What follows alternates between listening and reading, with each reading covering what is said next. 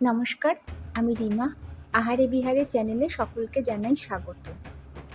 তড়কা খেতে আমরা কম বেশি সবাই খুব ভালোবাসি। সে প্লেন তড়কাই বলো বা এগ তড়কাই বলো, কিন্তু তার মধ্যে যদি একটু চিকেনের টুকরো দিয়ে দেওয়া যায় তাহলে তার স্বাদ দ্বিগুণ বেড়ে যায়। আজ আমি তোমাদের সাথে শেয়ার করতে চলেছি সম্পূর্ণ ধাবার স্বাদে এগ চিকেন তড়কা। তাহলে চলো রেসিপিটা শুরু করা যাক। এগ চিকেন তড়কা বা চিকেন তড়কা বানানোর জন্য নিয়ে নিয়েছি 200 গ্রাম তড়কার ডাল বা সবুজ মুগের ডাল। সঙ্গে দিয়ে দিচ্ছি খানিকটা এমনি প্লেন যে মুগের ডাল আমরা খেয়ে থাকি সেই ডাল।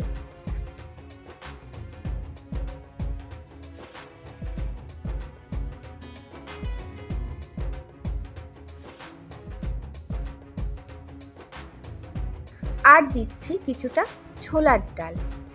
এখানে 3 রকম ডালই খুব ভালো করে ধুয়ে 10 মিনিটের মতন ভিজিয়ে রেখেছি, তারপর জল ঝরিয়ে নিয়েছি। খুব বেশি সময় নিয়ে ডালগুলো কিন্তু আমি ভিজিয়ে রাখিনি। এবারে এই ডালগুলো একটা চামচের সাহায্যে জাস্ট একটু মিশিয়ে দিচ্ছি। তড়কাতে মুগ ডাল এবং ছোলার ডাল দিলে খেতে ভীষণ সুস্বাদু হয়। এর মধ্যে যদি ইচ্ছে হয় একটু রাজমাও দিতে পারো। এই মুহূর্তে আমার কাছে রাজমা নেই, তাই রাজমা স্কিপ করলাম। এবারে গ্যাসে বসিয়ে দিয়েছি প্রেসার কুকার। দিয়ে দিচ্ছি এর মধ্যে সাদা তেল, চাইলে সর্ষের তেলও দিতে পারো।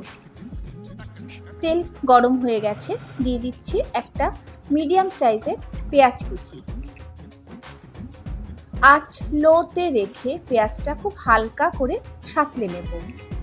আমরা জানি তড়কা রেসিপির ক্ষেত্রে পেঁয়াজ অতিরিক্ত ভাজলে মোটেই স্বাদ ভালো আসে না। খুব সামান্যই, অর্থাৎ একটু কাঁচা ভাব থাকলে ভালো লাগে। প্রায় 20 থেকে 25 সেকেন্ডের মতন আমি পেঁয়াজটা সাঁতলে নিলাম। অ্যাড করছি একটা বড় সাইজের টমেটো কুচি। টমেটোর ক্ষেত্রেও একই কথা, খুব বেশি ভাজা বা সাঁতলানো যাবে না। প্রায় 10 থেকে 15 সেকেন্ডের মতন টমেটো সাঁতলে নিলাম। অ্যাড করছি এবারে 1 টেবিল চামচ আদা রসুন বাটা। ইচ্ছে হলে তোমরা কিন্তু আদা রসুন কুচিও দিতে পারো। 4 থেকে 5টা কাঁচা লঙ্কা কুচানো দিয়ে দিলাম, ঝালটা তোমাদের স্বাদেই দিও। অল্প করে দিয়ে দিচ্ছি লবণ। কাশ্মীরি লঙ্কার গুঁড়ো 1 টেবিল চামচ দিচ্ছি। হলুদ গুঁড়ো দিয়ে দিচ্ছি অল্প করে। এবার সবটা একসাথে ভালোভাবে জাস্ট মেশানো। কাশ্মীরি লঙ্কার গুঁড়ো দিলে কালারটা একেবারেই ধাবা বা রেস্টুরেন্ট স্টাইলে চলে আসে। আর যদি মনে করো যে তড়কার সবুজ রং রাখবে তাহলে কাশ্মীরি লঙ্কার গুঁড়ো স্কিপ করে যাবে, সম্পূর্ণ তোমাদের চয়েস। মশলাপাতি খুব ভালো মতন মেশানো হয়ে গেল। এবারে এর মধ্যে দিয়ে দিচ্ছি 3 রকম ডাল।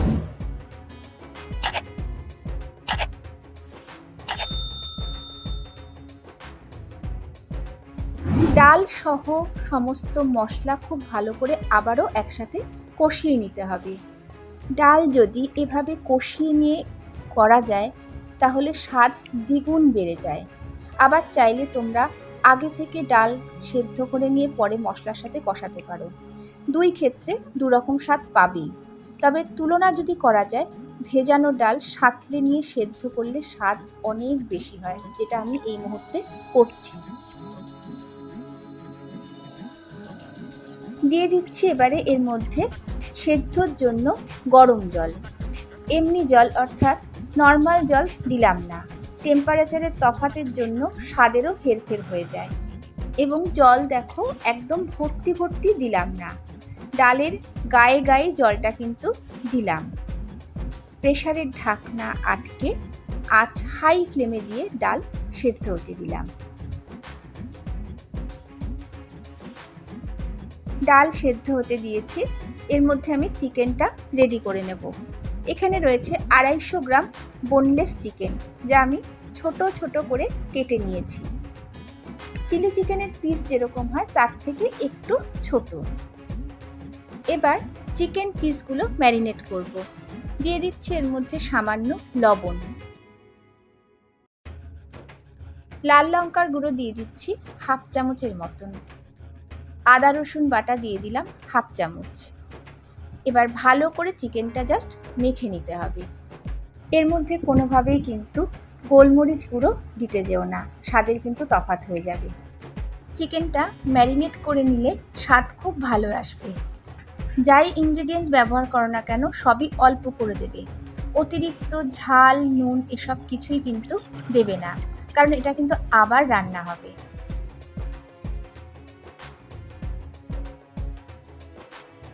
চিকেন মেখে নেওয়া হয়ে গেল।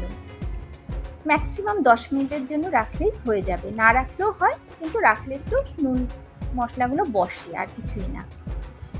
10 মিনিট বাদে গ্যাসে কড়াই বসিয়ে দিয়েছি। দিয়ে দিচ্ছি পরিমাণ মতন সাদা তেল। আমি পুরো রান্নাটাই সাদা তেলে করব, তাই সাদা তেল দিলাম। আবারও বলছি, ইজিলি কিন্তু সর্ষের তেলেও পুরো রান্নাটা করা যাবে। এদিকে তেল গরম হয়ে গেছে, দিয়ে দিচ্ছি ম্যারিনেটেড চিকেন।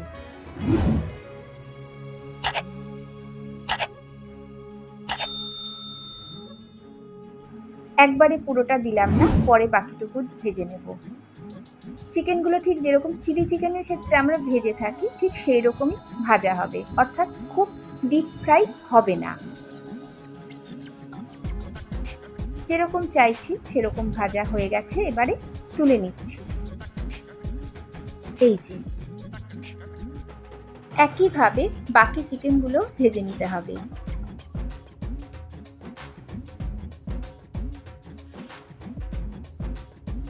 ভাজা হয়ে গেছে, তুলে নিচ্ছি। এই দেখো, চিকেন ম্যারিনেট করে ভাজতে ভাজতে প্রেসারে 2টো সিটি পড়ে গেছে। স্টিম রিলিজ হওয়ার অপেক্ষাতে ছিলাম। স্টিম রিলিজ হয়ে গেছে, ঢাকনা খুলছি।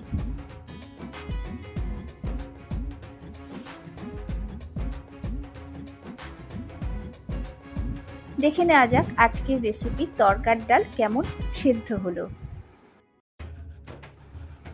পারফেক্ট সেদ্ধ হয়েছে, সুসিদ্ধ অথচ গলে যায়নি। এবারে কড়াইয়ের চিকেন ভাজা এই তেলের মধ্যে দিয়ে দিচ্ছি 2টো মিডিয়াম সাইজের পেঁয়াজ কুচি। ডাল সাঁতলানোর সময় পেঁয়াজ কুচি দেওয়া হয়েছে, সেটা তোমরা দেখেছো। সেটাও তো অ্যাড হবে একসাথে, তাই পেঁয়াজ কিন্তু সেই আন্দাজেই দেয়া হলো। সঙ্গে দিচ্ছি একটা বড় সাইজের টমেটো কুচি। এবারে দিয়ে দিচ্ছি 1 টেবিল চামচ আদা কুচি। 8 থেকে 10 কোয়ার মতন দিয়ে দিচ্ছি রসুন কুচি। একটু আদা কুচি ছিল, দিয়ে দিচ্ছি। সবটা একসাথে আঁচ লোতে রেখে কিছুক্ষণ সাঁতলে নিতে হবে।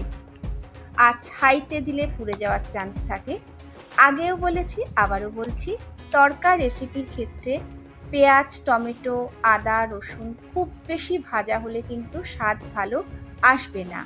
মাঝামাঝির থেকে সামান্য কম সাঁতলালে স্বাদ অনেক বেশি ভালো হয়। হোপফুলি বোঝাতে পারলাম। দেখতেই পাচ্ছ টমেটো কিন্তু নরম হয়ে আসছে। এবারে দিয়ে দিচ্ছি 1 চা চামচ ধনে গুঁড়ো, জিরে গুঁড়ো দিচ্ছি 1/2 চা চামচ, হলুদ গুঁড়ো দিচ্ছি 1/2 চা চামচ, লাল লঙ্কার গুঁড়ো দিয়ে দিচ্ছি 1 চা চামচ। এবারে সমস্তটা একসাথে কিছুক্ষণ কষিয়ে নেওয়া।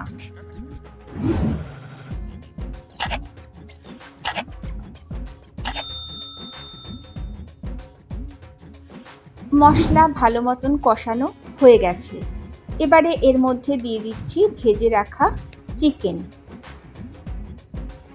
চিকেন সহ সমস্ত মশলা আবারও ভালো করে মিশিয়ে নিতে হবে।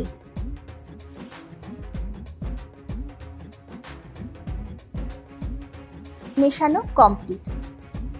দিয়ে দিচ্ছি এবারে এর মধ্যে সেদ্ধ করা 3 রকম ডাল। আর কি সেই মেশানোর গল্প।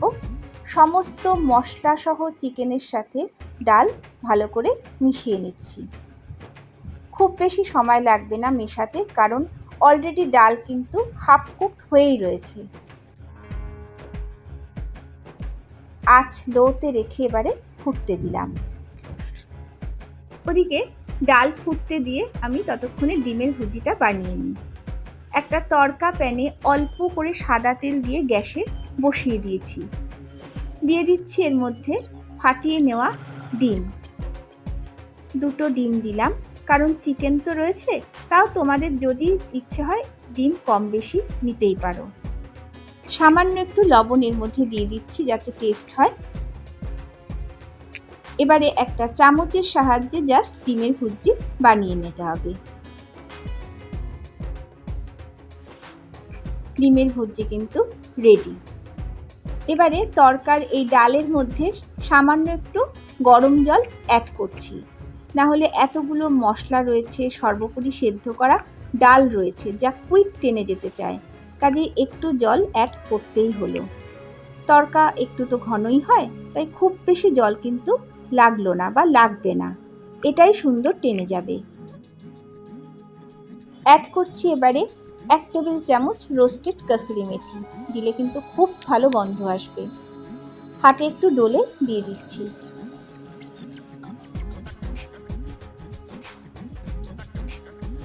এবারে দিয়ে দিচ্ছি ডিমের ভুর্জি। পুরোটা দিচ্ছি না, একটু গার্নিশিংয়ের জন্য কিন্তু আমি রাখবো। স্বাদ অনুযায়ী দিয়ে দিচ্ছি এবারে লবণ। লবণ কিন্তু আগেও ব্যবহার হয়েছে, কাজেই সেই আন্দাজেই কিন্তু লবণটা দিতে হবে। সবটা একসাথে ভালোভাবে এবার মেশাতে হবে।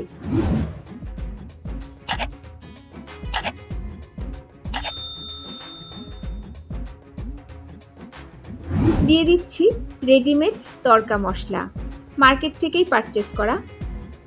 2 টেবিল চামচ তড়কা মশলা আমি দিলাম। দিয়ে দিচ্ছি খানিকটা ধনেপাতা। তরকাতে ধনেপাতা না দিলে একটু হলেও কিন্তু ইনকমপ্লিট লাগে, সে যে তরকাই হোক না কেন। বেশ খানিকটা কাঁচা লঙ্কা কুচিও দিলাম। তরকা একটু ঝাল না হলে কিন্তু খেতে মোটেই ভালো লাগে না, এবং এরকম স্টেজে কাঁচা লঙ্কা দিলে স্বাদ দুর্দান্ত আসে। যথারীতি সবটা আবারও একসাথে মেশাতে হবে।